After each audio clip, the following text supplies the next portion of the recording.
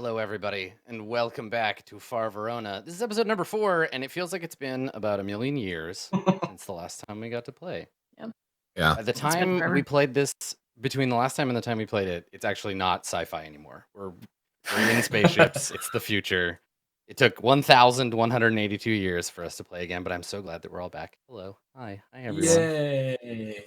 I'm Adam Coble. I'm the Space Master, and these are my friends. They are also in space. We're gonna play a role-playing game today, but I wanted to see. I mean, I know you've all been very busy since the last time that I saw you. I wanted to start by asking, Anne, how does it feel to be one of the 100 gamers on Twitch? You're so famous now, Anne. I can't get over it. Only hundreds.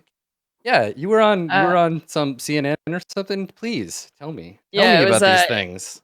It was CNBC. It was like they sent me an email and they were like, "Hey, we want you to be on this. We were wondering if you wanted to like do an interview while you're at E3 or whatever.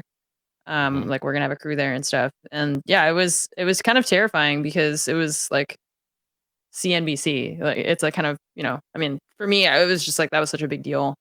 And it was really fast. Like it happened really quickly. Like they asked me like 4 questions and that was pretty much it.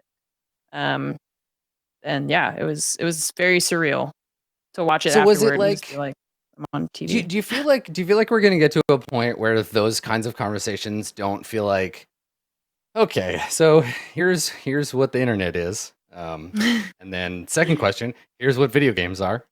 Yeah. Are we gonna get there eventually someday, or are you just gonna have to you're gonna have to yeah. reveal all over and over and over again? Yeah, well, because like I feel like our generation is or a lot more in tune with video games and streaming, especially, and like the younger generations also are, getting more and more accustomed to the existence of actually like streaming, like live streaming video games. So I don't know. I mean, it's not going to be like 100% of people are not going to know 100% of all things ever, but yeah, it was definitely one of those things where it was like, please explain to these like 60-year-old viewers who are like stock traders and they like don't know anything about video games or like live streaming, and kind of explain to them why what you do is important. So yeah, it's pretty cool. Yeah. So if you haven't watched Anne represent all of us to the grandpas and grandmas of the world on their television, definitely go and check that out. You get that clip on your Twitter, hey? Yeah, it's pinned to my Twitter right now. You could probably just Google "Top Gamer Reveals All" and Top Gamer Reveals All. Yeah, I love so that in all caps, and then also the one that was "So you want to be a gamer," as though it's like you can't do it until you like hear these secrets. Yeah, it's a thing. You have to have Anne's permission. I actually had to ask Anne before I got into video games. I was like, Anne, am I allowed? Is it okay? Can I be on? May Twitch? I become a gamer? Can I please? There are only. I mean, it's an elite group. There's only hundreds of us, so there are only hundreds. Yeah, one of hundreds. Yeah, but remember, AnneMunition, not your real name, but a cool name anyway. Yeah. Yep. Yeah. So did you have? I kind of want to like take that audio clip and make it something for my stream. It's pretty good. Yeah, that's a good like I love how she had to stop. She had to stop and be like, just in case you're curious, Munition, not her last name, not her Christian name given to her at birth. No, it's a made up name. Her I have hacker people alias, come into my chat all the time. They're just like, "Is Munition your last name?" And I'm like, yes, it is. And they're like, "That's badass. That's such a cool last name." I'm like, yes, it is. Thank you. Yeah. It's a strange name. I don't know the origins of Munition as a last name. Sounds Latin. It's very exciting. Yeah. That's good stuff. I love that. The intersection of like, you forget, I think, if you spend a lot of time in this space, you forget that there are people who don't have any access to any of this, who are just like, what's happening? What are you doing? Why are you like this? It's interesting to have those discussions when we all have kind of our bubble, and when you start talking to people who are outside of that bubble. So like I have a personal trainer now, and he made some joke about something. Oh, there's a girl who like she gave me her name, and her name I swore it was like she was lying to me, because she was like, "Hey, like it's nice to meet you." And I'm like, "Oh, it's nice to meet you too." And she said, "My name's Ace." And I was like, okay, I didn't realize we were using fake names, right? And I was gonna make an Infinity War joke to him, and I said, "Did you see Infinity War yet?" And my trainer says, "What's that?" And I was like shocked that he didn't know what Infinity War was. Like, and then I was like, "Have you seen the Marvel, like any of the Avengers movies?" He's like, "Oh no." Like what do you watch ever? Like it's just such a weird moment of like having this out of body experience. It would be like yeah, it would be like if you lived in the fucking 14th century in a village somewhere, and you were like, like Saint Francis of Assisi, and they were like, "What?" And you're like, "Yeah, dost thou readeth not the Bible?" Like it's culturally, it's prevalent, it's everywhere. How do you avoid that shit? Yeah. Man, it was just man. Yeah, it was surprising. Yeah. Well, you did great. I was very impressed, and you didn't do what I would have done, which is a lot of eye rolling and sighing. I could see you kept it under control. So congratulations, thank you for that. Yeah. Speaking of famous people, how was your thing? How was your stint on Critical Role, and then a bunch of fancy wizard stuff? How was that? It was super good. Yeah, it was really, really awesome. Just super cool experience. Everybody was mega, mega nice. The crit roll stuff, the amount of art and stuff that's come out of it has just blown my mind. I've never had anybody react to something I've made quite in that way. And then the wizard stuff was just 3 days of being around super talented, amazing people, feeling incredibly socially awkward and exhausted, but still having a really good time. Yeah. I was going to ask you, how does it feel to be an enormous sellout? Does it feel good? Do you feel good? Yeah, it feels the best. Yeah, absolutely. Yeah, they want to keep flying me over there and putting on cool things. Like, by all means, brand me up, baby. I got the hat. I'm ready to go. That's good. That's really good. Yeah, I saw recently that Critical Role has seized the means of production, and they're doing their own thing now, which is really exciting and kind of cool and intense. Yeah, super good for those guys. Yeah, for sure. Yeah. And yeah, just really, really fun. I got to do some fun games and stuff over there and do some fun GMing. And we did like a weird puzzle room thing, which was really cool. How long was your episode, the episode of Critical Role that you were on? How long was it? It was like 4.5, like 4 hours, 40 minutes because it overran a little.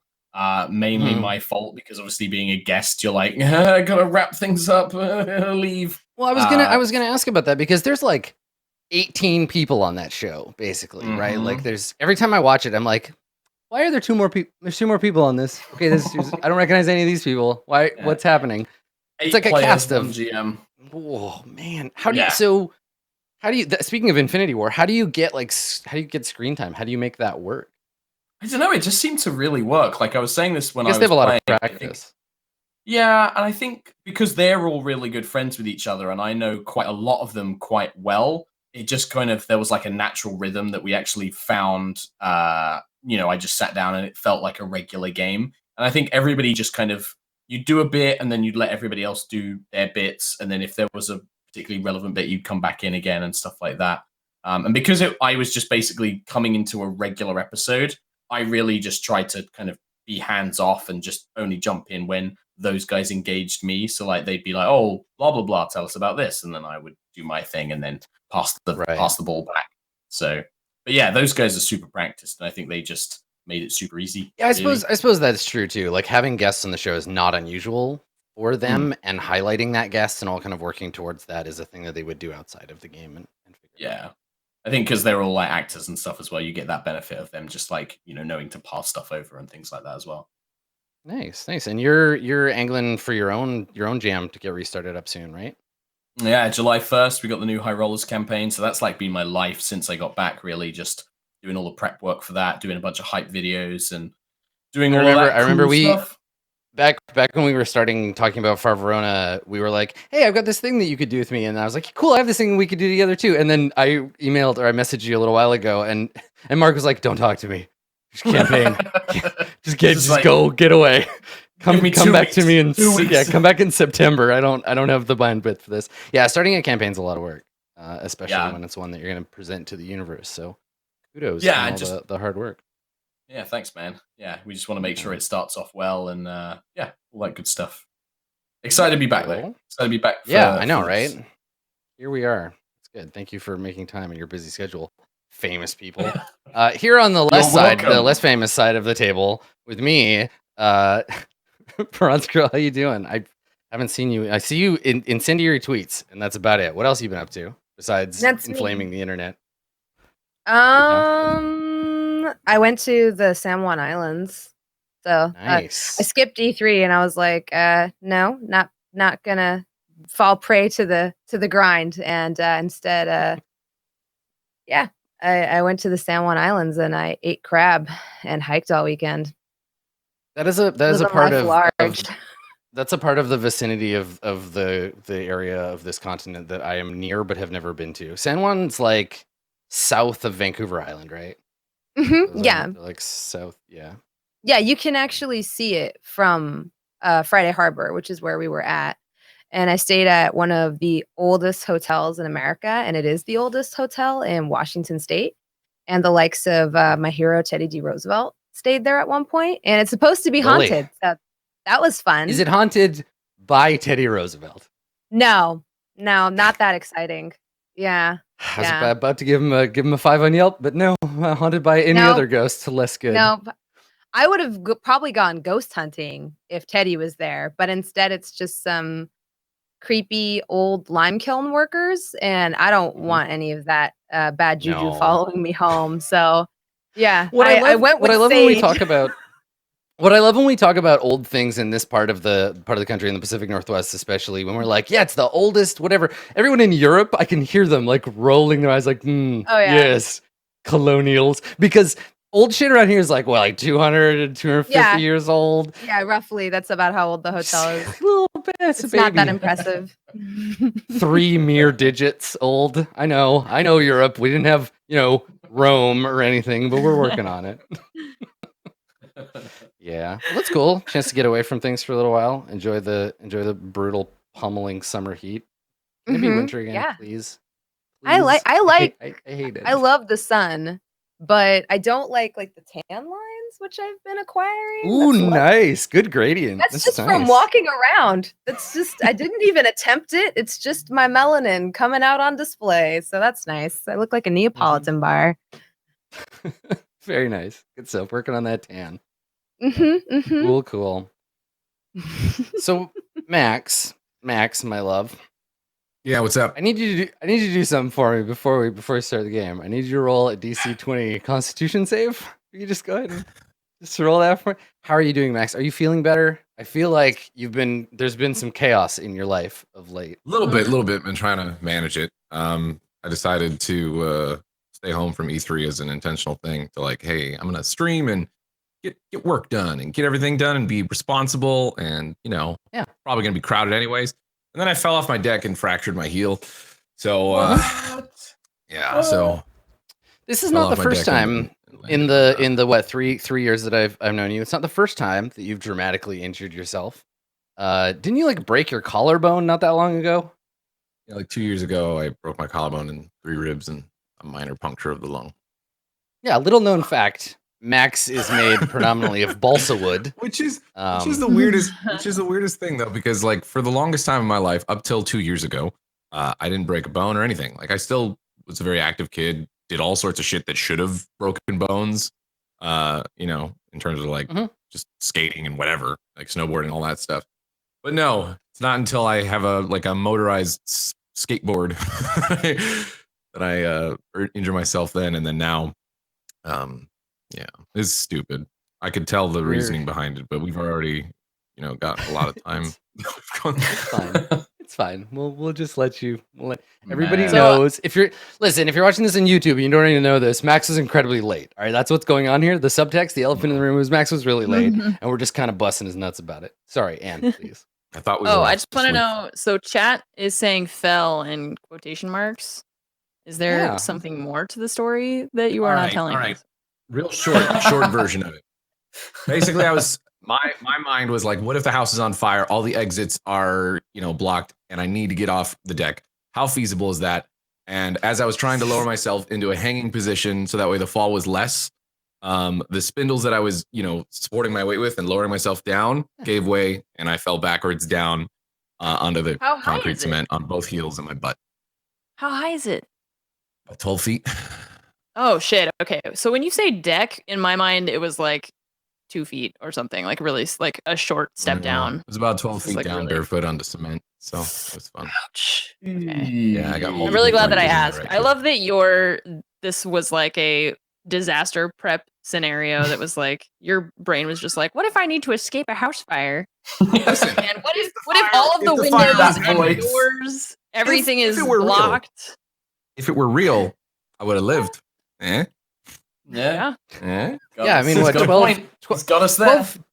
12 feet That's is good. only like 1d6 damage. So you lucked out, really, because it could have just killed you instantly. You could have just died on impact. Yeah. So it's good. It's good. You had good luck. Either that or you have more hit points than you look like.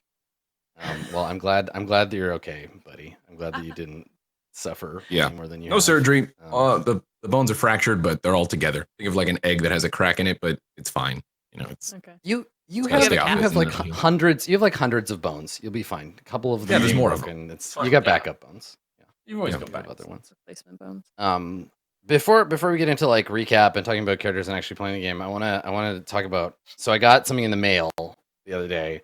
And this isn't the first time this has happened. I get stuff. I have a PO box and fans send me stuff, but usually it's like stuff from people, like real actual people who are like, "Hey, Adam, here's like a thing I thought you might think was cool," or "Here's like a picture I drew of something like in your game." And I was like, "Cool, all right." So I got something today from the Prism network. You can't really see it, but what I love about this is a letter from the Prism network. It says on the front, "Constant C as fast as light," and then you open it up and it's fucking spam.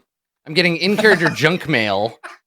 Trying to get me to sign up for their content packages. I'm thinking about the Gamma Unlimited package, but I don't know if I can afford it at 256 credits a month on a 24-month minimum contract term. So that's good. Prism, take me off your mailing list. Come on. All right, I'm happy with my services already. I love long the fact it's distance glossy spam paper. Oh, it's beautiful. Yeah, It's great. It like looks really legit. they really put some thought into it. It's a beautiful piece of artifact. But yeah, so I'm really glad that I got this. This piece of commercial art. This is nice. Thank you, Prism Network, for sharing this with me. I'll be sure to sign up all my friends and family. So let's take a step into the world of Acheron Row. Let's get because it's been a while. Let's get reacquainted with characters and all this business. So y'all are on Honglu, planet Honglu, formerly a Cygnus holding of the Empire, but currently under its own sort of provisional planetary government. And you are there under the very, very excellent subterfuge, under the guise of the Red Murderers, which we all know is a totally real and scary sounding name for a group of mercenaries. So you're there pretending to be mercenaries on Honglu, so that you can fulfill your actual job of finding a missing noble. There is a Pixis noble who has gone missing, and it is thought that he has been kidnapped and been delivered to this planet. So you're looking for him, and in tow with the four of you, you also have a handful. I think we decided there were two with names and one without. I should name that third, so she can stop being the nameless soldier. So you've got Holtzman, you got Yancey, and then there was at least one more. And these are sort of cops that are working with you. They're all dressed up and pretending to be Red Murderers as well. And so the group of you are there to find and retrieve this missing noble. And when last we saw you, you were in a bar, and some of you were accomplishing mission objectives, and others were getting Yancey in trouble. So whatever. So Yancey has a beef with Limar Riley for violating class propriety lines. Also, Yancey's just got a bit of a chip on his shoulder. Yancey he got in some trouble and nobody helped, and he's mad. But you're outside now. You've extricated yourself from that situation with a lead. The lead is that an old contact of Booker's. One Captain Radovich has promised to look into this missing noble and to pass on some info. So you're going to need to find somewhere to hide out or somewhere to be while you wait for this guy. And this planet is explicitly not friendly to the Empire. There's plenty of anti-imperial graffiti, lots of evidence of the recent revolts that ousted the imperial forces from this place. So you're all here pretending not to be who you really are for your own safety. So that's kind of where we're at. I think that we probably jump right in on the previous scene. So we begin with Yancey being helped up off the ground, and he's beat up, but he's like a movie or TV show beat up. Like, you know how when people get beat up in TV shows, there's like still attractive, like totally mutilated mess. So like he's got like blood on his face and he's kind of dirty, and it's obvious that he's just lost a fight, but he doesn't like he need to be hospitalized. He's not like missing teeth or anything. God, I was hoping he was really messed up. No, it hasn't. It's not quite that serious yet. Pretty messed up. So yeah, he's been roughed up and he's angry about it. But yeah, you don't need to like attend to his medical. Like he'll be okay.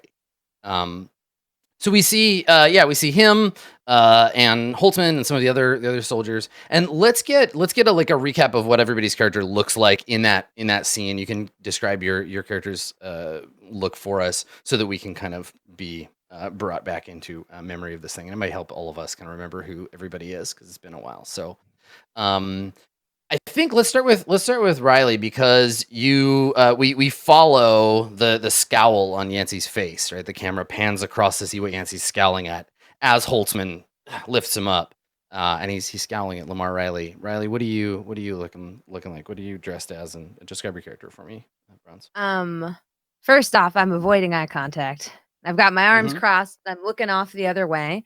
I'm dressed mostly the same, because I'm posing as the ship's engineer, with the difference being that I do have sort of my gas mask pulled up around my face, and it has a giant, like almost like shark-like mouth that's been drawn across it from ear to ear, just like a very large, like teethy smile that's been hastily painted across it to give her a little bit more edge. But for the most part, she looks like she normally does, except for the fact that her jumpsuit is noticeably void of all sort of sponsorship symbols and her acre symbols.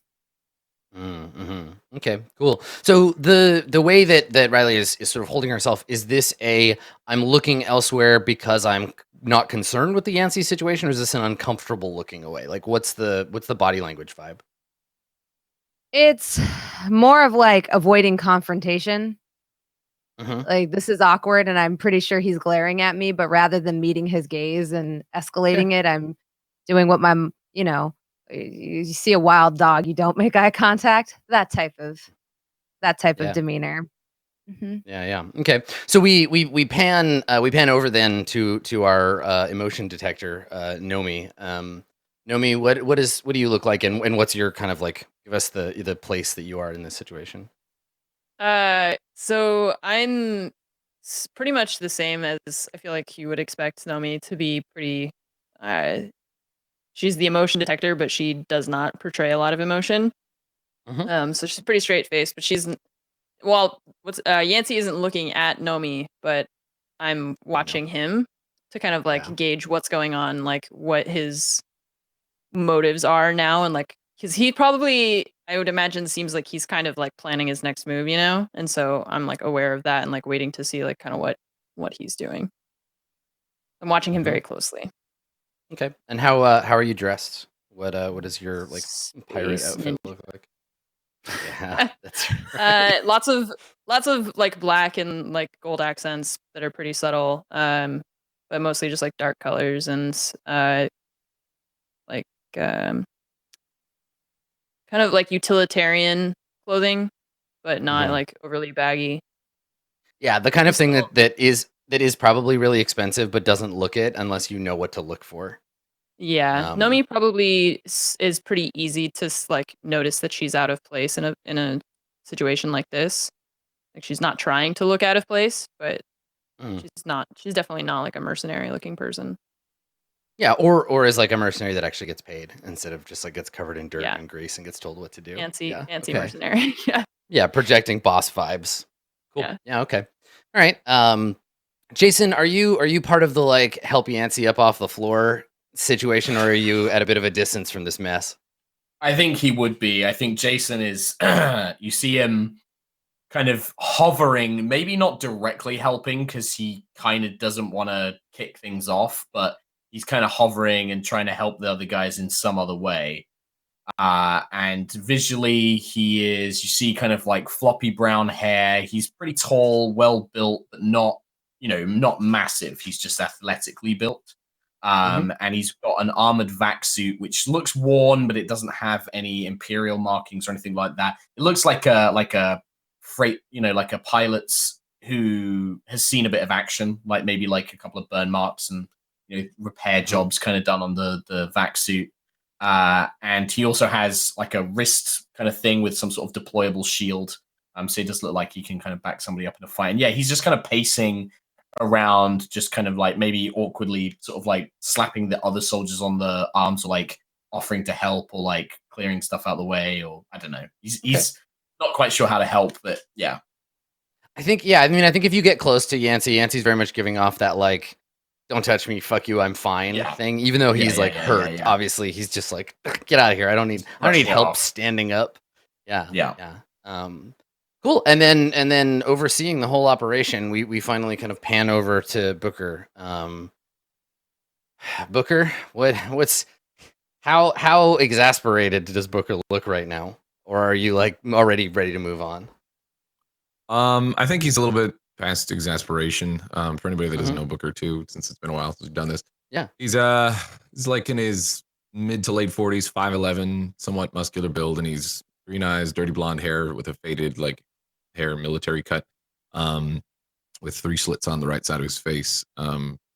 He's kind of like squinting around right now, like with his, the crow's feet coming on the side of his eyes, flashing from Yancey to the rest of the crew, just kind of evaluating where they're all at, and then also while looking at his like little local map on his data pad and stuff, trying to figure out a way, the layout of where they're currently at, where they should go look for another a place to hide out while we wait for the intel that we're looking for.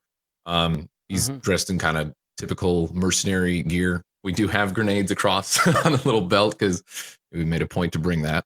But other than that, yeah, he's kind of got like armored, very weathered and meant to look weathered and beaten up, like he's seen some shit. Armor. But yeah, his general demeanor and kind of the way he's looking, he's like evaluating everybody. Every now and then flashing a look towards Yancey, but he's not overly concerned.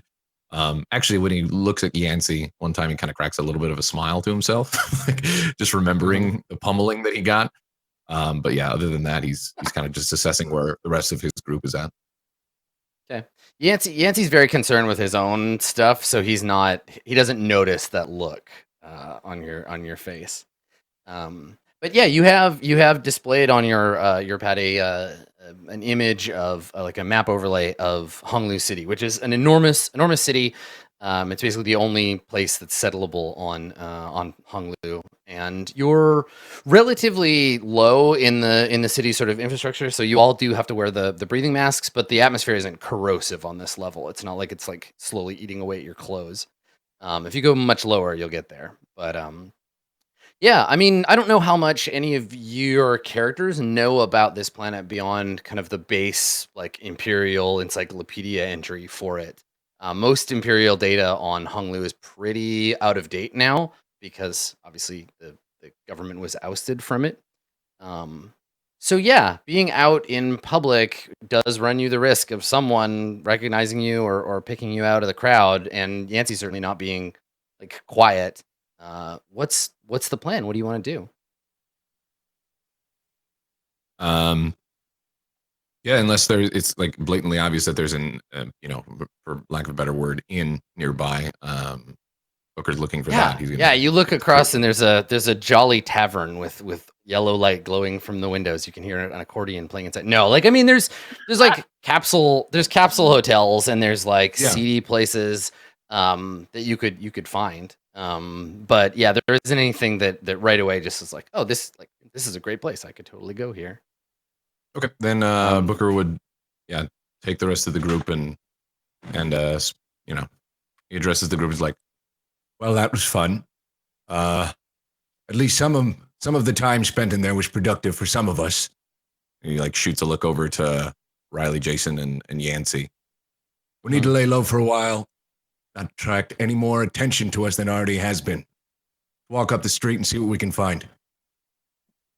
And starts Right. moving. Yancey is attaching his breathing mask, and so you head out. So you're in sector 20, which is the cargo terminal sector. So it's mostly warehouses, a couple of sort of like sailors, like spacers bars, and there you would be able to find somewhere to settle in this area. We see the group of you moving through the smoggy streets. There are the sort of red and orange glow of the neon signs over the various places, flickering. Many of them in languages that only Nomi can read. And and so what is your plan to just find like any hotel and just pay for rooms and hold up there, or? Yeah, I think so.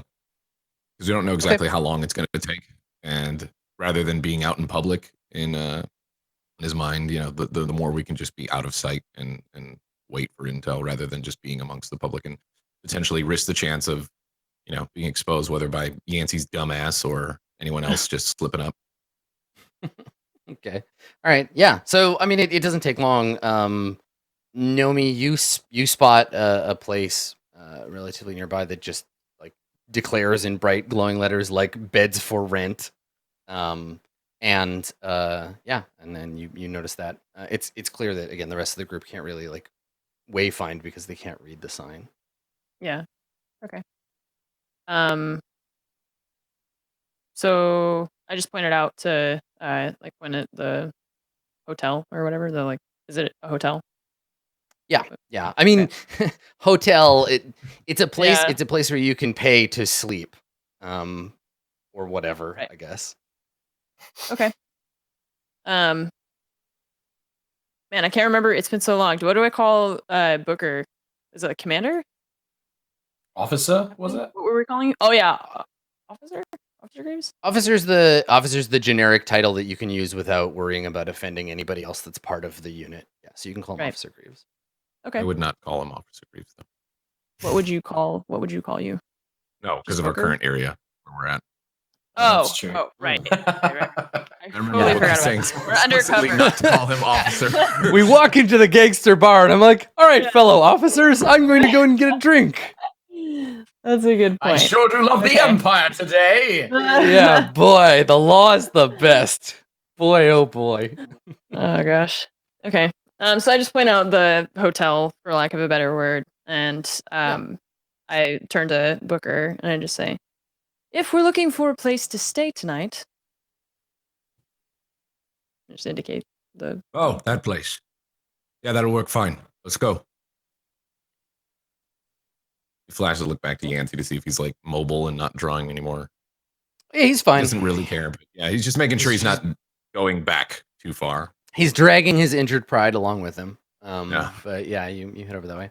Okay. At the entrance to this place, the door is propped open by a clearly repurposed atmosphere recycler. So it's got chunks of like drywall around the outside edges where it was ripped out of a wall of another building, and it's propping the door open, and it seems to be just like loudly moving the atmosphere around and not really doing anything to it. And then there's the sign above that gives the whole area this kind of very bright, like scarlet glow. So it's like kind of walking into a cloud of red light because the atmosphere is like thick and quite foggy. And standing next to the door, gyrating noisily, are two like service robots. They're basically human shaped, but the atmosphere has eaten away most of their like synthetic flesh, so that only from kind of the belly button to the knees, and then from like the bridge of their nose to the top of their neck is still like protected, and even that is starting to come apart. And as you walk up, both of them kind of like turn towards you, and in the local like parlance, make some overtures towards providing services of pleasure, but no one understands them but Nomi.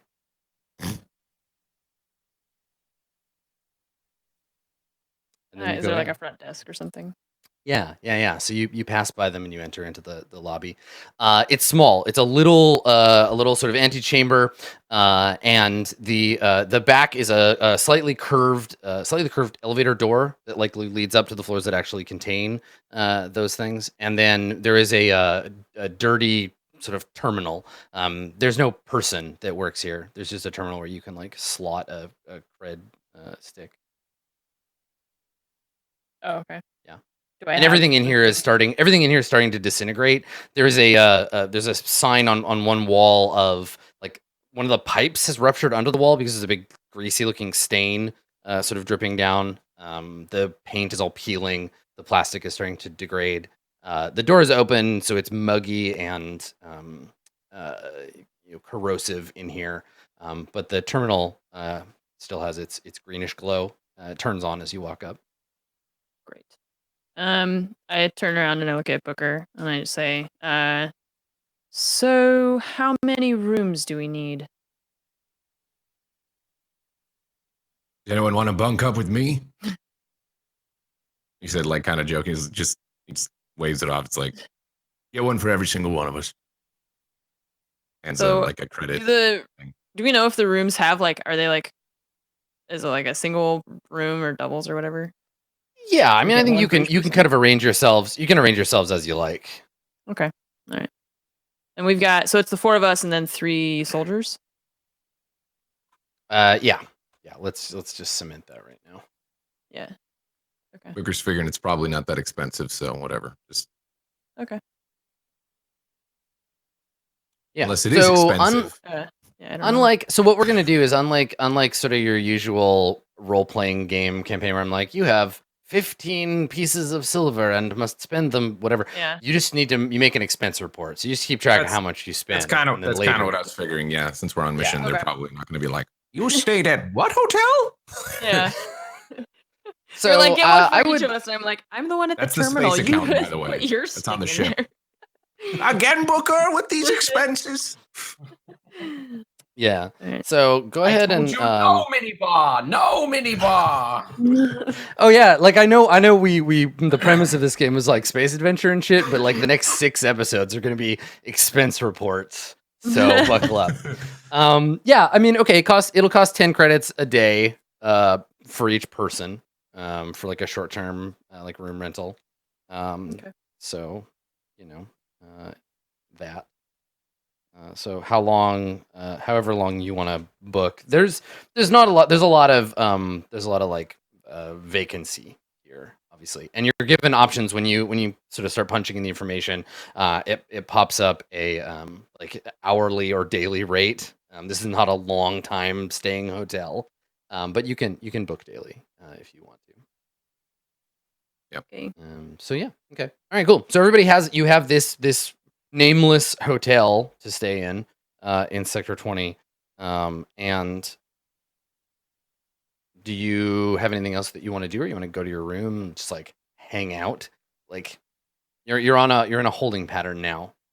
Yeah, if there's like We- a common area in this, like, I don't know if there is. Yeah.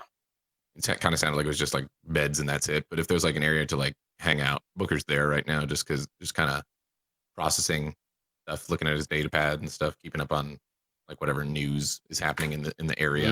Yeah. No, there's totally like you go into the elevator, and on the second level, there's probably a common room, but like nobody's in it. One of the windows is broken, so these big plastic windows, and one of them is broken, and there's like this kind of reddish like fungal growth around the broken edges of it, and there is plant life kind of growing on some of these like furniture objects that maybe you could have sat on at one point. There's a big, enormous, brightly glowing neon pink vending machine that offers all kinds of exciting acre food stuffs. And there is somebody passed out in a like fake leather armchair with a like a coat pulled over their head. They might be dead. You can't tell, but you can see their little legs sticking out. They've got a pair of plastic flip flops on, and they're just like lying in this chair. But otherwise, you're alone. Nice. Hmm. Yeah. Booker sits down, settles in at whatever chair is available, and just If Yancey's still there and he's moving with them, like, is Yancey still there? Or is he going to his room? I think he probably left. I think when he got when he had the opportunity to fuck off, he was like, "I'm going to my room." Okay, if he didn't, he was going to order him to go get some fucking rest. So right, yeah, he's just looking at the local like news feeds, just on the off chance that something pops up that helps their cause. Okay. So yeah, you sit down. There's a you can use your own terminal. There is a kind of foggy, like semi-broken hollow projector in the middle table of the room that attempts to turn on when you come in and kind of flickers and then goes off. And yeah, this place is a shithole. It's a real shithole, and it doesn't look like it's getting any better. So thankfully, you're only here for a little while. Yeah. So while Booker's flipping through the frequencies looking for information, what's everybody else doing? Do we have a way of like we have our personal kind of like data, like computers, basically? Yeah, I assume everybody has their own terminal. Yeah. Okay. Cool. I am by myself. Probably I went to like my own room and am doing some research on my like personal computer about this like area that we're in, and also we got like information from the guy that we met with, whose name I can't remember, in that like back room of the bar. Yeah, Radovich, right? Okay. So yeah, I'm just trying to like Radovid rather. Yeah, Radovid. Radovid. And yeah, you have like from The Witcher? He was. Yeah, it's a common name. He I think I don't know if you ever caught his actual name, but yeah, Booker's contact. Right. And yeah, he told you a little bit, but what do you want to look up? What do you want to know about this place? I will be honest in that I don't remember exactly what he told us because it's been That's okay. weeks. Yeah, you can just ask me questions about it and I'll tell you what you can find out. Okay. I mean, what did he? I don't remember what he told us.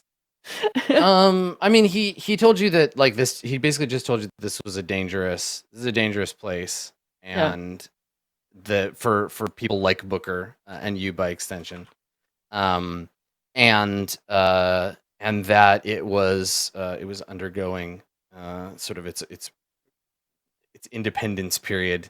And I think he probably mentioned that this was a place that like pirates were kind of coming and hanging out because it was outside of Imperial grasp, so it was sort of safe for them and dangerous for you. He didn't give us any information about the person that we're trying to find. No, he said he was going to look in. He was going to look into it, right? Yeah, we struck a deal with him, if I remember correctly. We struck a deal with him that he's going to look into it. We paid him credits up front, and then also Booker was going to look into getting rid of his criminal record as a result. Yeah, getting him a pardon. Right. Yeah, so he could move around the Empire. Right. He wants to fly between systems or something, right? Like he can't do that without them. Yeah. Mm-hmm. Get rid of that block. Great. Right. Cool. You guys have a much better memory than I do. I'm surprised I remembered it. Honestly, right. I usually am right there with you. This is one of the rare times I'm like, I know things. So I'm probably doing like similarly to what Booker's doing, only I'm doing it like solitary, and I'm not like he's watching. Sounds like he's watching like news shows to kind of see what pops up, but I'm like actively searching for potential information on like the person that we're looking for and that kind of stuff. Okay. All right. Well, let's have you make a roll. Let's have you make a roll and see. Yay! I like rolling. So she says before she rolls a 1. make it a no roll, and you can use your intelligence. We'll see, just kind of pulling from the local feeds. No. Wait, what is there? Ask? Seems. Oh, weird. Okay, intelligence. I don't know what ask is. There's how it has like no, and then you put like charisma or wisdom or whatever. There's one. Oh, it means when if you set it to ask, every time you go to roll, it'll prompt you for a new stat. Oh, okay. Yeah. Cool. Okay, yeah, 7. So you have the advantage of being able to understand the native language.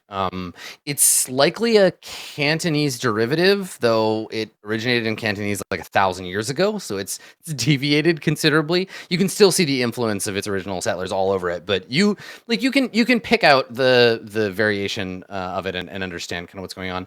I would say that 90% of the information is like local governmental propaganda, military or pseudo-military shows about this general Tai Min and his like saving of the planet, or like sad stories of people who were hurt by the empire who are now like recovering. A lot of media trying to just like get people to believe the baseline propaganda about the planet's new owners.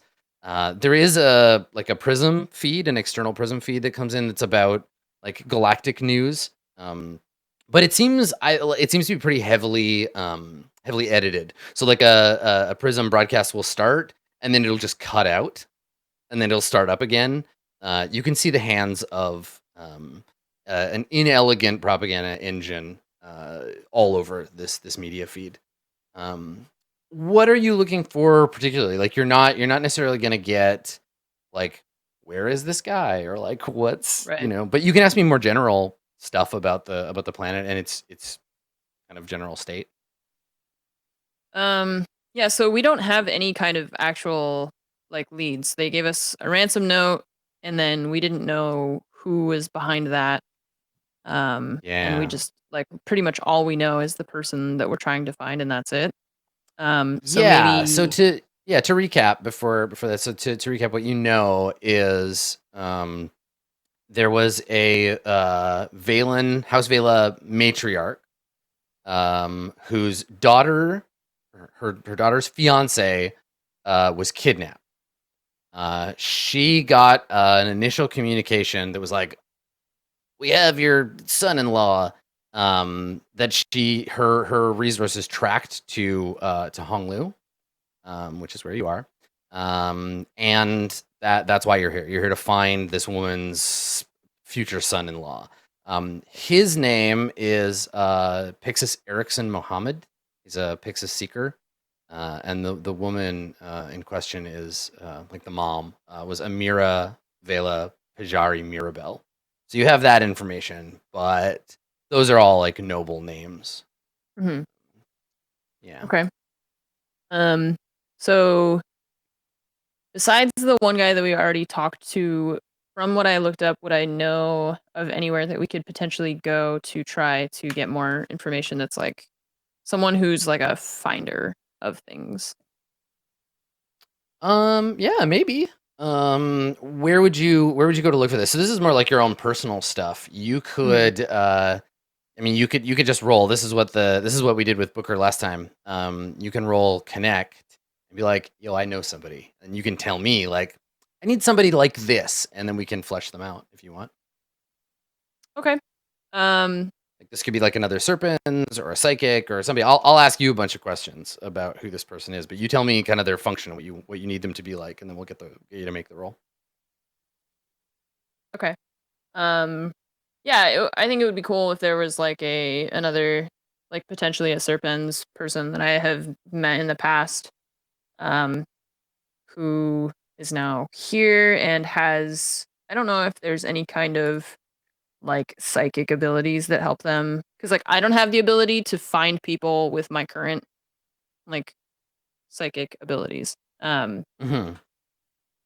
But if there's someone Right, who but can like you'd like to pull know on a someone who psychic can. thread, yeah, where they like might have some inkling of where this person might be, or someone who talked to the guy who's missing, that kind of thing. Yeah, cool. Okay. Yeah, I think that makes sense.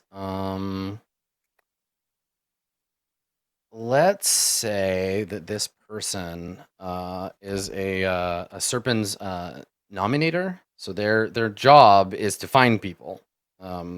Normally, nominally, their job is to find psychics, people with MES, and then assign them. They tend to be meta psionists, but they're also just like really good at like finding people and connecting them. So the Serpents already have people who are like this. So let's have you make a roll to see if you know this person. Now, is this someone who is still like loyal to the Empire? We can figure out why they didn't leave, whether or not like what are they doing here? They're either here in hiding or they're like doing some shady business. But we can figure that out later. Serpens in general, like the House of Serpens, is loyal to the Empire, correct? Absolutely. Yeah. Right. They're, okay. Yeah. Okay. Yeah, maybe there's somebody who like defected or something, and I just maintained a good relationship with them or something like that. Okay. Make a. I'm thinking this character is like a Colonel Kurtz kind of situation where they're like, yeah, cool, everything's going to shit, but I'm just gonna stay here because I can make this work for me. Yeah. Okay. Yeah. Make a connect roll, and we'll figure this out. 10. Yeah. Wow. Nice. Okay. Wow. So this person is a I don't know. Are they an old friend? How do you know them? We know about what they do. How do you know this person? Nominator. So they would have worked at what's the place called? I need the Verona wiki. Yeah, they're part of the they would be part of the Psychic Academy. Right.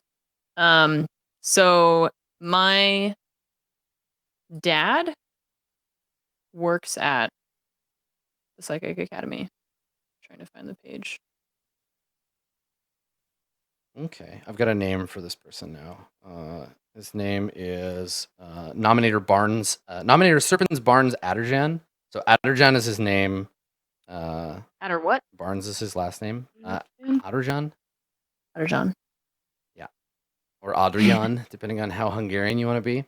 Okay, so Adrian Barnes, this guy stuck around after things went bad on Honglu. Has a bunch of like criminal connections here.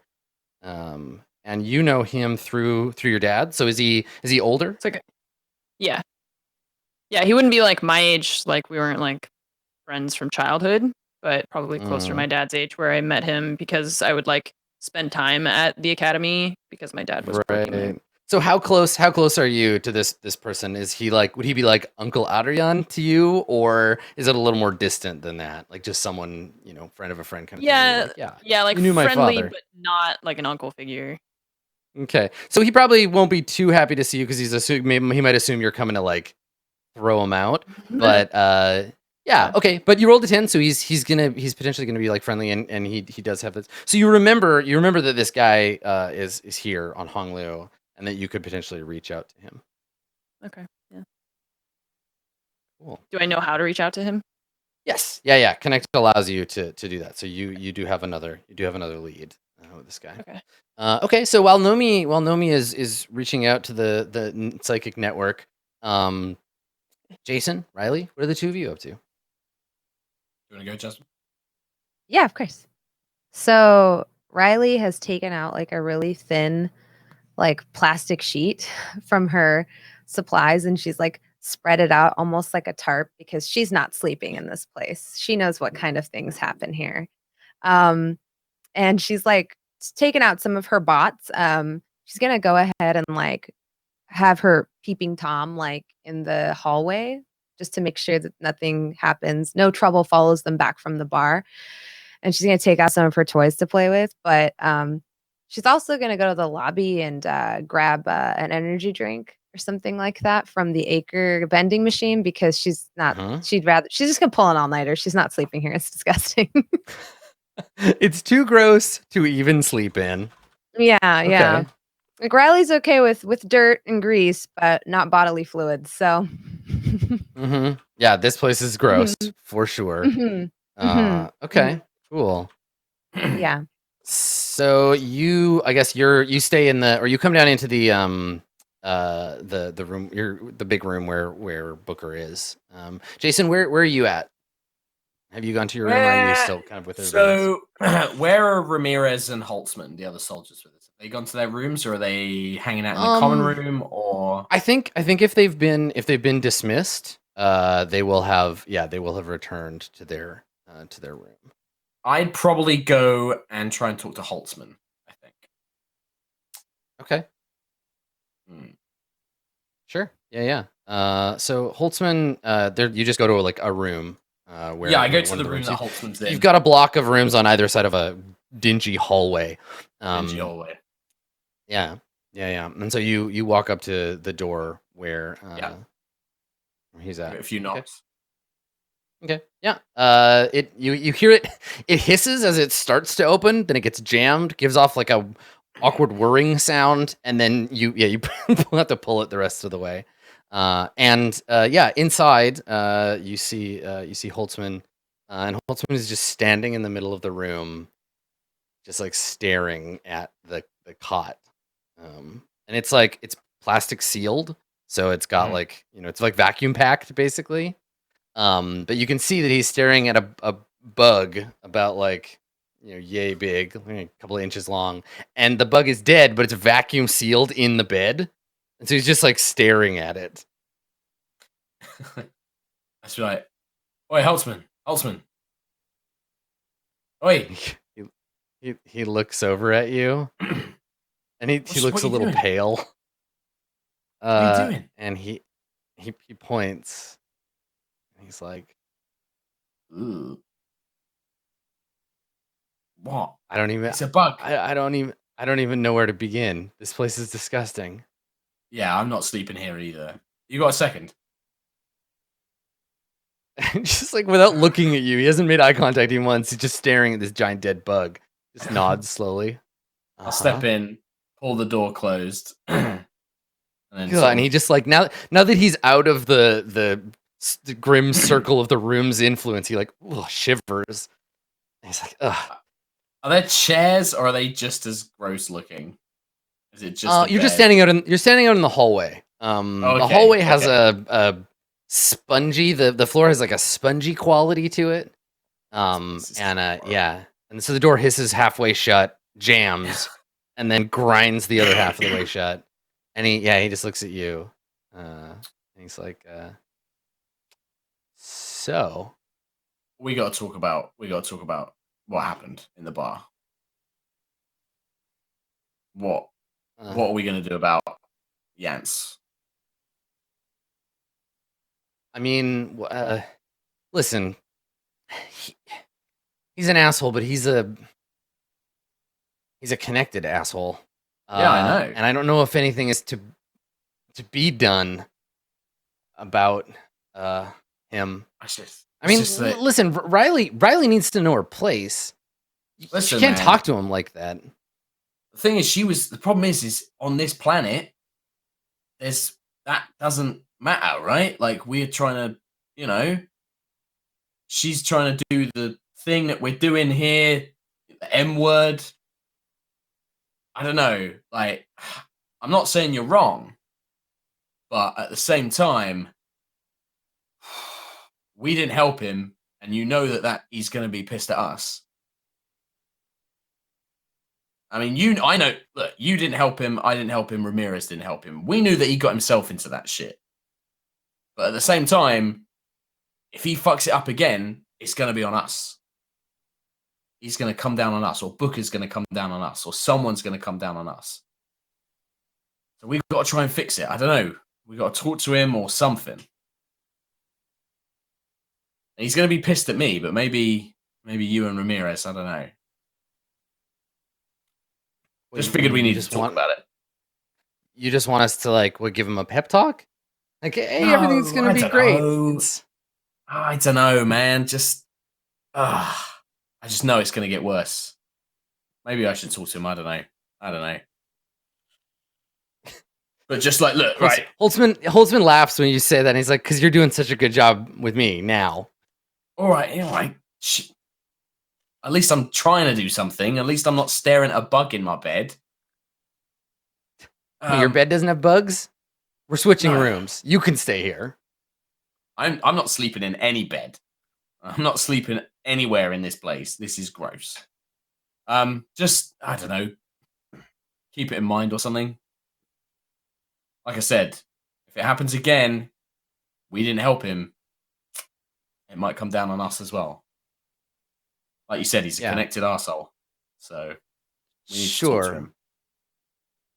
him. Holton just shakes his head. You can see he's like totally out of his element right now. Yeah. Like he's not sure how to handle this situation or what to do. And you get the impression that if you like, I mean, you can't pull rank officially, but if you were to act a little bit like, if you were to give him a role model, it might work. You might be able to like inspire him a little bit.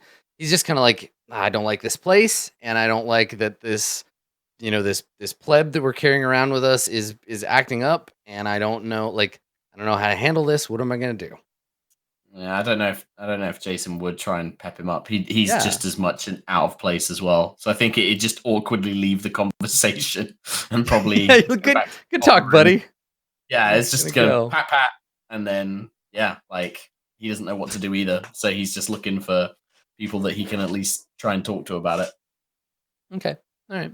Yeah. So down in the common room, Riley, you're there with Booker. I think Ramirez is there, and Ramirez is like trying to get a beverage out of the machine. Apparently it stole her credits, and she's like shaking it, but that's in the background.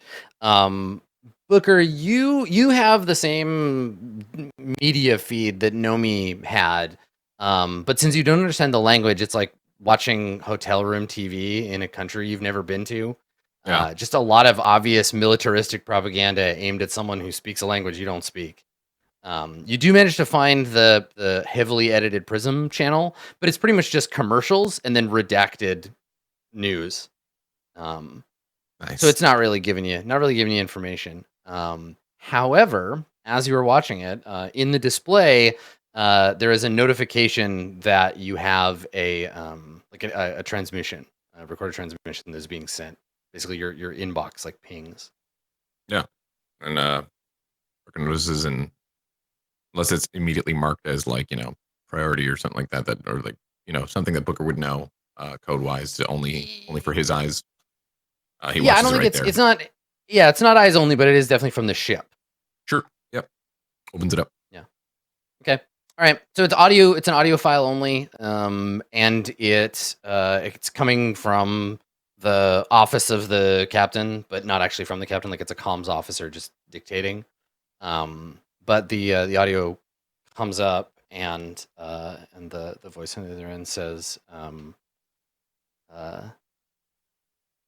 "Sorry, officer. We're being called away. Trouble on Tootham.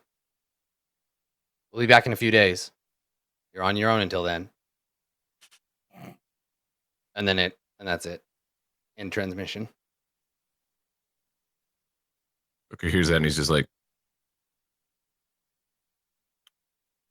Great. I don't know. Was it loud enough for Riley heard it? Like, I'm assuming she heard it. as Yeah, well. I think so. I'm gonna pretend like I didn't hear it, but Okay. internally I'm screaming. yeah. Your ticket out of here has just left the system. They got some stuff to do. The maybe corpse, maybe passed out guy in the chair doesn't seem to have responded at all. He doesn't move or anything. Yeah, Booker shoots like a look over at him just to like as you're saying, describing, just to see like, you awake? No, you're not awake. Yeah, just lying there with his just rubberized jacket over his head.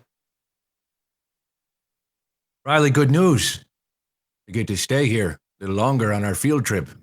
Won't that be fun? Yes, sir. I'm sure it'll be wonderful. Yeah, it's great. It'll be great. It'll be great. He's just being Always sarcastic. wanted to vacation here.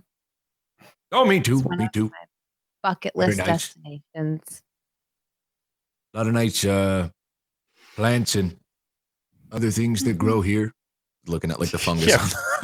Right, yeah, there's like a cloud of smog drifting through the shattered window. Besides, they don't give us enough shore time anyways. Yeah. Anyways, enjoy. Balmy Hong Lu. So yeah, Tootham is in the Amaderi Orberi system, which is for your ship 2 hexes, so it's like one jump away.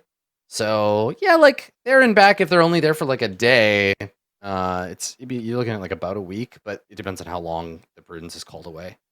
It just happened to be that you're a ship that's nearby. So yeah, there's no easy way off the world if you need to. We're here for more than a week. Oh my god, no.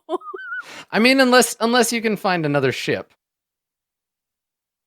We're gonna end I'll up with shut bags over our heads. You won't. You're fine. You've been I know, pled. I'm one of them. Yeah, exactly.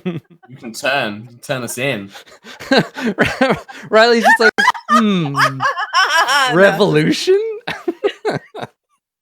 I take it, Yeah. not that Mark wants to know this, not Jason, but our shuttle is just like suborbit, right? Like it's it's not drive. You could theoretically, with full fuel, you could get pretty far away. Like you could leave orbit and stuff, but yeah, it's not a spike drive capable ship. You're stuck in the system. Okay. Stuck in the system, but is there any other planets in this system?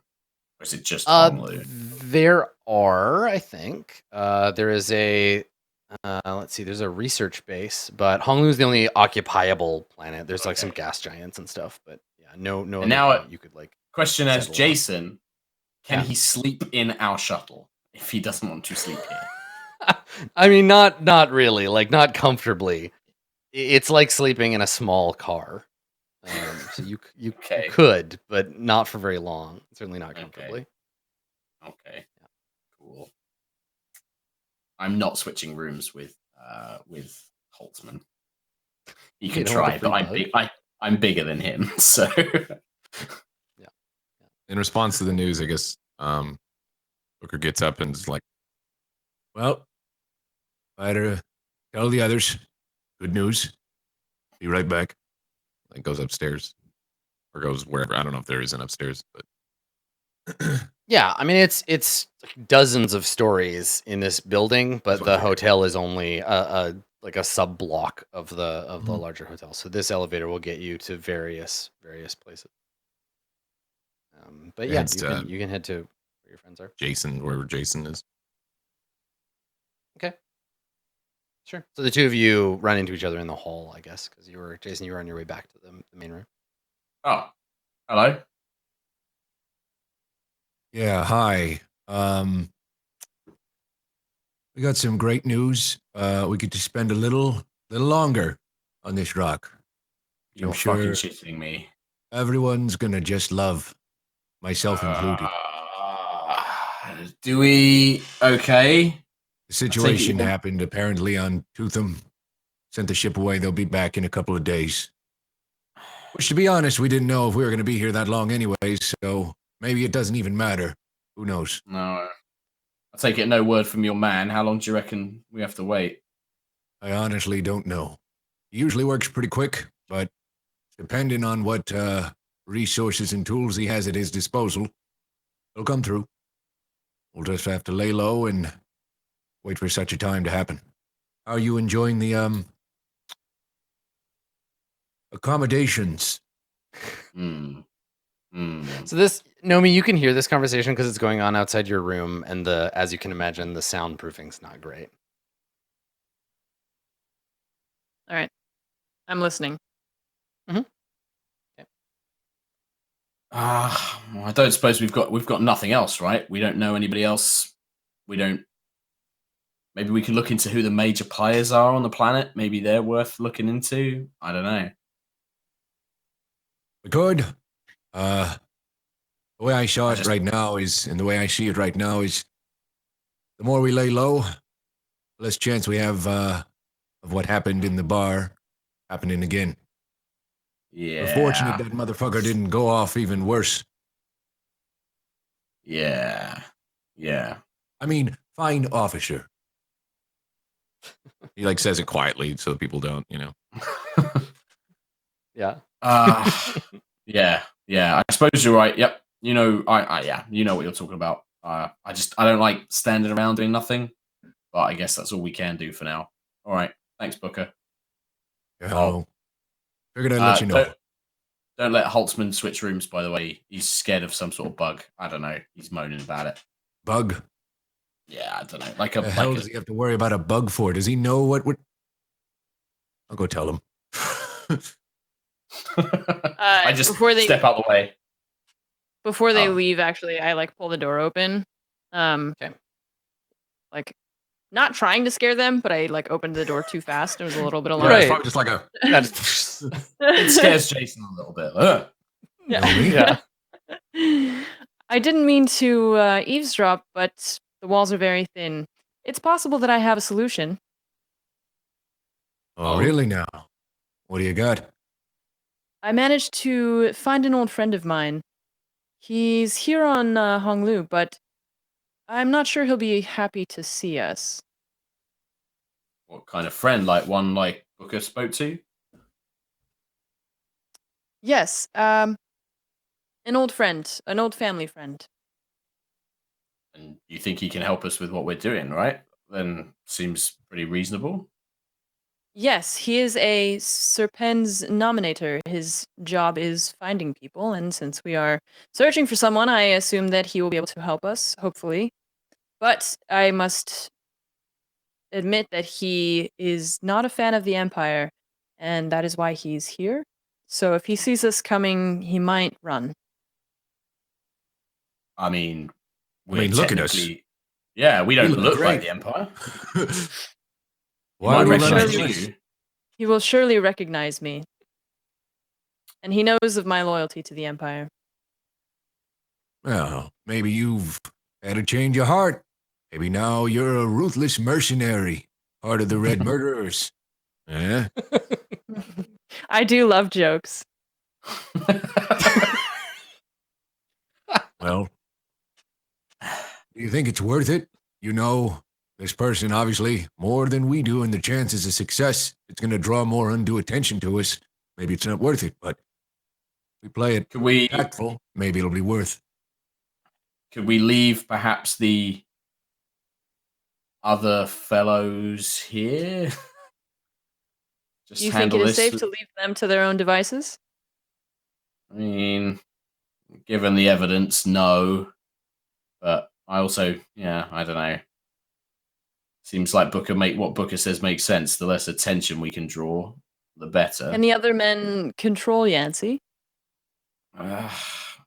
No, not from what I've seen. And I do don't not know, think maybe- it's safe to Go as a leave them group. there. Yancey definitely should not be left by his own devices. Okay. Well, I'll try and keep a better eye on him this time. I didn't quite expect what happened in the bar to actually happen, so Expect the unexpected, Jason. quite. Well said. Well said. By the way, Jason, Shall I we? think I'm going to catch a little bit of shut-eye while I have the time here. You want to tell All the right. others about... Sure. Yeah. Sure. All right, I'll see you guys in a bit. All right. What are we saying? A few hours? Circle Couple back up? hours, I think, you guys. All right. I'll meet you in the lobby.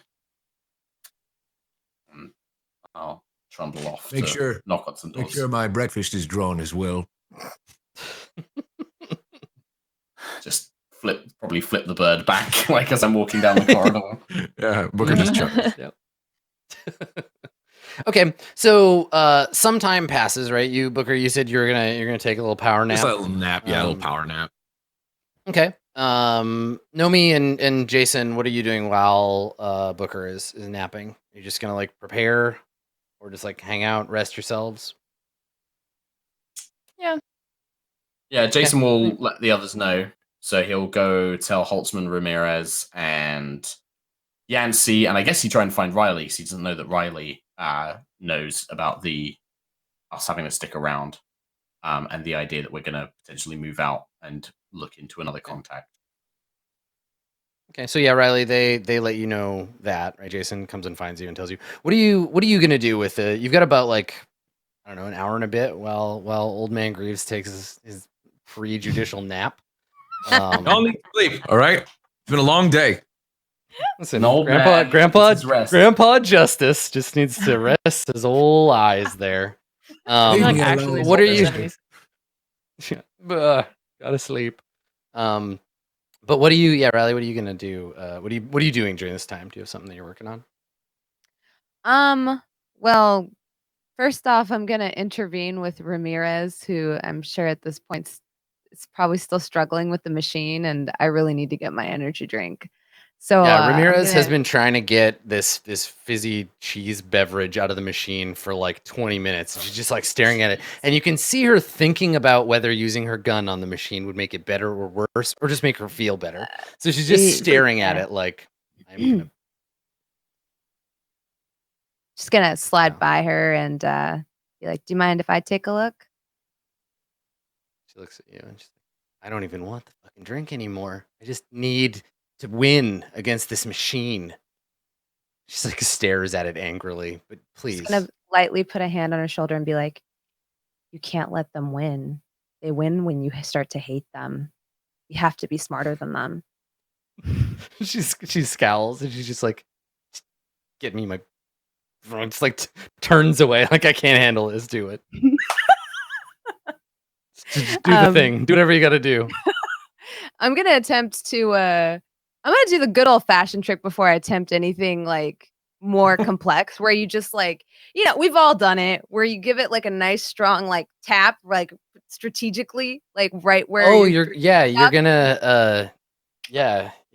Okay, you're gonna it works 9 times out of 10, and then if that doesn't work, then I'll actually fix it. But no, make a yeah, exactly. Let's see. Go ahead and make a let's see here.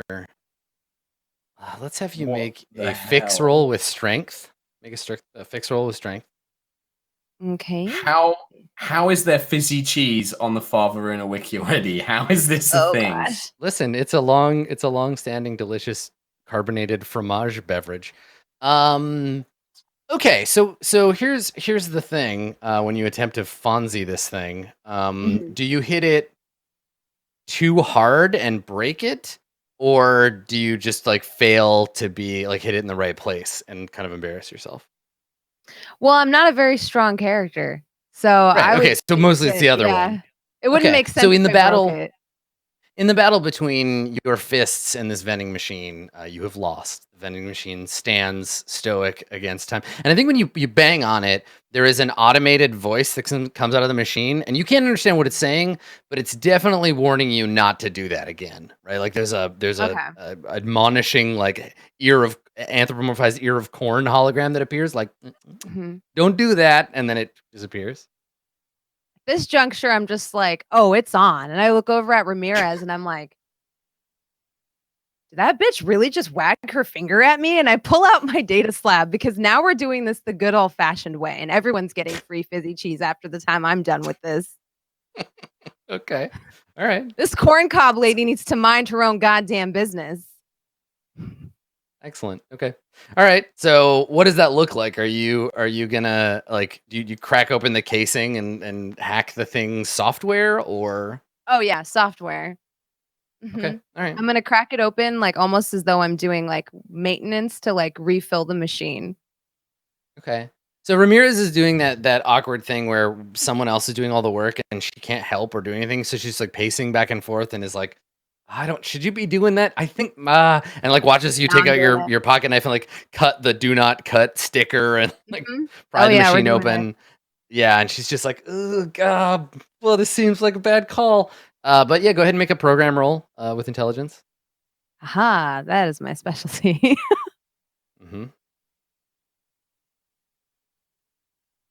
Okay. All right. So, how much, like, do you just get her cheese beverage, or do you like break the machine so it just emits free beverages whenever you want? How broken is this thing? I basically crack it open to where like the front panel of it swings open as though it's time for it to be restocked with beverage. Yeah.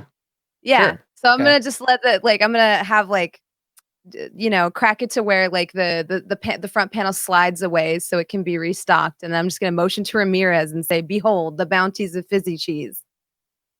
Yeah. So you see, it pops open, and Ramirez can't help but be impressed. She's just kind of like, "Oh wow, yeah." as you pop the front open, and it swings open, and all of the like dry ice, the coolant fog kind of rolls out of it dramatically, reducing the temperature in the room briefly. Yeah, there's just like a rack. It's mostly empty. You can imagine this doesn't get restocked very often. The only flavor remaining is grape. And I think she looks for a moment, she looks at it, and it opens up, and then the fog clears a little bit, and you can see that it's just the empty racks, and there's the only purple canisters. She looks at you, and you can see the disappointment of like, I mean, that was impressive, but like, it's only like grape left. And she's like, oh, grape. And now my favorite's tea and biscuits. She's like, I guess. She reaches in and takes one out and slides off of the rack. And she gives you a nod as she cracks the aerosol seal on it and sprays some grape fizzy cheese into her mouth, and it gives you an approving nod, like, thanks for the free cheese. And grab one too, and I just say cheers, and I motion at her and continue on my way, where I'm sure Jason sees this entire debacle. Yeah, so Jason, I think you walk in at that. You see this obviously vandalized vending machine with a column of frosty grape flavored carbonated cheese beverage. Yeah, and you come into the room and you see this. They haven't got tea and biscuits, have they? That's my favorite flavor too. You walk past Ramirez, and Ramirez is doing that thing where she has her head tipped back and she's spraying what looks like caulk, like foam into her mouth, this like kind of purple foam, and she's like, and like mumbles something to you as she walks by. And then you see. I'll just call her. I'll be like, Ramirez. I'll give her the update of like, we're stuck here for a bit, and we're going to be rolling out in a couple of hours. Enjoy your fizzy cheese while you can. She gives you a little salute, and she's like, I'm going to go back to my room and spend some quality time with this fizzy cheese. Excuse me. I can't get over the fizzy cheese. Yeah. I'll turn to Riley, look at the open vending machine, look back to Riley. Obviously, I take it that was like it when we got here. Oh, yeah. Yeah. Oh, they should definitely take better care in. Yep. Terrible. They should. What if someone were to come and take all this valuable grape fizzy cheese? Obviously, that's where all the other good flavors have gone. Yeah. Booker's having a nap, and then in about a couple of hours, we're going to be rolling out. Nomi apparently knows someone that can help us find stuff. I don't know, man. Like, that whole thing is something I don't quite get. I don't want to say the S word, but you know what I mean. Mm-hmm. Terrifying. Secret if you need anything, yeah, for sure. We are taking everybody out with us though, so just be aware. The Y man will be coming. So hey, I don't have any beef with the guy. Oh, I know you don't. I'm not worried about that. I'm just, you know how he's going to react, but anyway. Cool. Well, help yourself to some complimentary fizzy cheese. I am very good. By the hotel, it comes with the room. So nice. There's a temperature alert that has started to beep in the machine that it's quickly becoming suboptimal temperature for the storage of this kind of beverage, and it will soon not become biologically viable. So if you're going to drink it, you're going to want to drink it now. But yeah, you've broken the thing. It's not going to be able to be resealed, but you got your free thing. And what really matters is that Ramirez thinks just like slightly more of you than she did before, Riley. So Ramirez will remember this. Yeah. All right. Sounds great. I'm going to go and not sleep and probably do some push-ups. And then I'll just awkwardly leave. I can just imagine Jason's dating profile: likes push-ups, dislikes sleeping. I'm gonna go not sleep, likes do some push-ups. Yeah, big robots, push-ups. Yeah. All right, cool. So I think some time passes to the point where Nomi, you're kind of in charge. You're ready to lead this operation. Nominator Barnes is not too far away. in one of the neighboring districts. I think probably in one of the Vice District areas of the city. Yeah, you've got like a bead on an address kind of thing. Okay. Is it like his house or is it like an office? I think it's just like a last known address that you're able to pull from like your own personal records about the various people that you know. So it's the last place anybody had any contact with him. You don't really know the details of the building or the place. Okay, so are we just like going there? Are we time skipping to like we're already in front of it, or do we need to like go there? Yeah, I don't think you have to do any work to like find it necessarily. When we're traveling around, Adam, are we just like walking everywhere, or do we get like a speeder or anything like that? Do we need to like obtain transport? Or So surface traffic, this is one of these planets where all of the infrastructure has just failed, right? Because of the revolution. So there's a lot of different kinds of mixed traffic, like foot traffic. There's people pulling like hover rickshaws. There's a lot of shouting and horn honking, and like you could get a cab somewhere if you wanted to, but any kind of organized mass transit is just like shut down. Okay. Yeah. I was just thinking in case I needed to drive folks places, but it sounds like we're oofing. We've got analog scooters, razor scooters, the equivalent to that. Nice. Nice. Yeah. Good. We're badass mercenaries. Don't look at us. Branded Red Murderer scooters. I like it. Yeah. Cool. I imagine cool. we're walking Okay. around unless it's super far away, then we'd probably pick it up. But Okay. So I think that you find yourselves in this one of these other sectors, and they're not clear differentiation. Like it's not like you walk through a gate and it's like you're in a different sector now. But as you leave the area that you were in, as you leave the kind of warehouses and sort of stark area that you're in, you're coming into part of the city, Honolulu City's like red light neighborhood, basically. And so as a result, the amount of bright colored ads cranks up slowly the further into it you get. And they're all in this like local language, Nomi. So you can see that in the absence of imperial law, people are advertising just about anything you can imagine. And so yeah, you recognize this place as being sort of on the rise in the last little while. There's a lot of people here. And in addition, you can see all of the sort of military propaganda that's still present in this space. So who is on this little mission into the red light district? Well, we're all going, right? Because we didn't want to leave I think all of us behind. Yeah. Okay, I just want to make sure. Okay, so everybody's going. So yeah, Holtzman and Ramirez are tense. They're on the lookout for being attacked. There are lots of pickpockets. Like you can see them everywhere. They're giving you a decent berth because you're just entering in and there's a big group of you and you look kind of badass. But yeah, you can see there are people who will at a moment's notice they'll pickpocket you. Don't go into an alley. Holtzman and Ramirez are not handling it great in that you can feel, Nomi, you don't even need to use your psychic power. They're tense. They're very like, they're not frightened, but they're ready for shit to go wrong.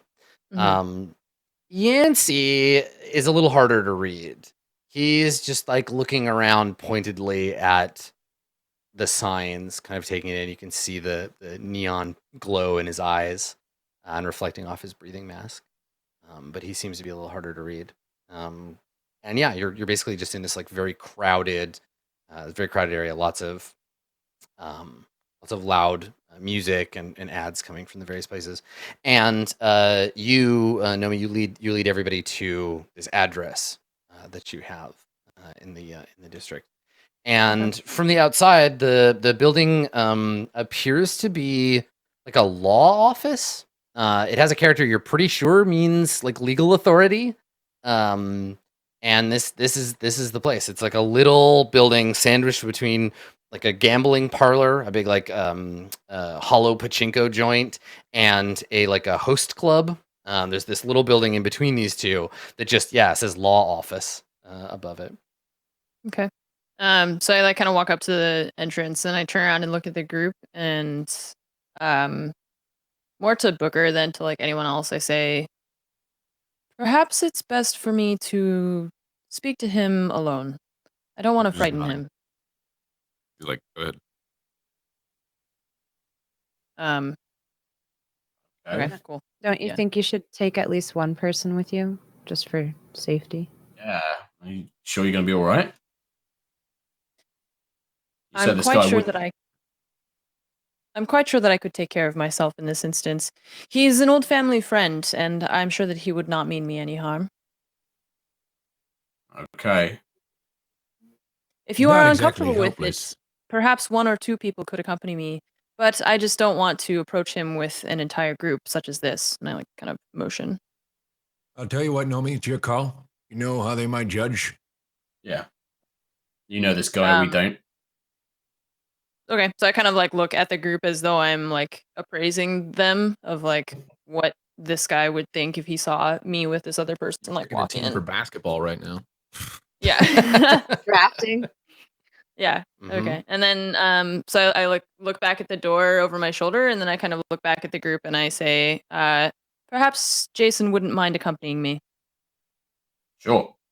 I can lean really well. And I'll just fold my arms and follow behind. Like don't like laugh at that joke at all. Just like turn around and like go to the door. I just follow. Okay. Yeah. Okay. So the door. Look a bit sad. Yeah, the door to this place is bathed in the green and yellow light of the sign above, and you can hear the loud music from the host club mingling with the incessant metallic rattling of the pachinko place. And you're standing in a sort of audio Venn diagram space between the two. And in front of you is this plastic door with all kinds of warning stickers on it about how many guns the people that are inside this building have and how they have a permit to kill anybody who whatever. And then there are a couple of stickers that say for information call, or like if you're a client, whatever. And then there's a panel, just an intercom panel next to it. Cool. Just push the button, I guess. Okay. Is the door locked? Yes. Yeah. Okay, cool. So the panel is a single button, a grill, a metallic grill that's been spray painted over with some graffiti, and then a bubble camera, like a bubble of glass that protects the camera. The bubble's all scratched, but when you press the button, a little red light turns on, and the camera, you can see it try to look at you, and we see this kind of dome-shaped, like fisheye view of the two of you through a fog of scratches, and then a voice from the other side of the intercom like crackles through. And says, "We're closed." Do I recognize the voice, or is it just like some other person? It's like a young woman's voice. She definitely is a native speaker of the language of this planet. Okay. So she says that in like. Does she say that in like the language of the planet, or does she say it in Hong Luan, Hongese? I don't know what it is. Whatever the language is, that's what she's speaking. Okay, well, in the language that she spoke to me, can I respond? I can respond in that language, right? Or can I speak the languages or just understand them? I don't know. I feel like you can speak them. Let me double check. It's a good question though, because you have two ways around this. So you speak all the languages common to the sector, and there are new ones to a workable level in a week. Yeah, no problem. Yeah, you can talk to her. Cool. So then I respond in her language and I say, I apologize for the inconvenience. We're looking for someone and this is his last known address. It's a pause. Nobody here. We're closed. Then perhaps you can just tell me where I can find him. His name is Nominator Barnes. No Barnes. And it's like, clearly you look at the intercom, and on it, you know how like the intercoms sometimes have different like buttons for different floors? The only one on there has a label that says Barnes on it. Yeah. It's fairly clear. Okay. I can't understand any of this, can I, Adam? Because this is in Honolulu. No. Yeah. And Nomi is speaking it with a native like accent. She sounds like she's from here. Okay. I'll just turn away so that whoever's looking at it, like it looks like I'm looking down the corridor, and I'll take like almost like a step away, kind of give Nomi a little bit of space. Sure. Okay.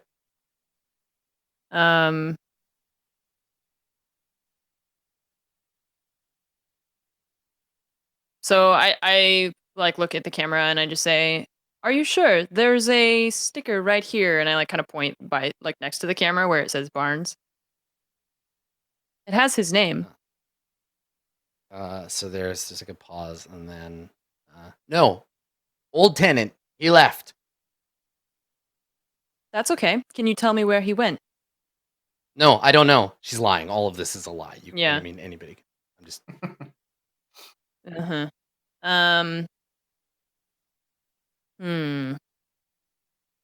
I don't know how to like convince her to. I'm trying to look at my like character sheet of like what I could potentially try to use against her. Yeah. Yeah. So the idea is somebody else is like on the intercom for him, lying to you to try to get rid of you. Yeah. I thought you said you know this guy. He's an old friend, right? Yeah, I look back. I like look at Jason when he says that, and then I look back at the camera, and I say, "I understand that nominated Barnes is not available. If you happen to see him, could you tell him that Nomi Ka came looking for him?" And I like say it kind of loud, as though if she's listening on like a speaker thing, that like maybe Right, if someone he's in behind the her might- room. Yeah. Yeah. Yeah. Okay. Make a talk roll. Okay. With charisma? Oh yes. Oh yeah. Nothing happened. You gotta click the There modifier. it is. Yeah, There it it just is. like took a second. All right. So there's a long pause, and then the click of the intercom coming back on, and she says, "Okay, come up." And then you hear the door click open. Nice job. Thank you. And I like open the door. Okay. All right. Yeah. So the door slides in, and you can see in front of you a long, badly lit hallway leading to an elevator. And the elevator has the listing of all the different like other tenants of this building. Yeah, and then you walk down that hall. Let's. I think we're due. I'm all thrown off because of time. I think we're due a break here. So let's maybe. A way to screw up the time, Adam. Don't do No, it again. how dare I? Yeah. Yeah, let's take a Jeez. break. Let's take a break here, and when we get back, we'll catch up. Nomi and Jason can go and meet with Barnes, and we'll see what happens. Cool. Stick around. We'll be right back after this with more Verona. Don't go anywhere.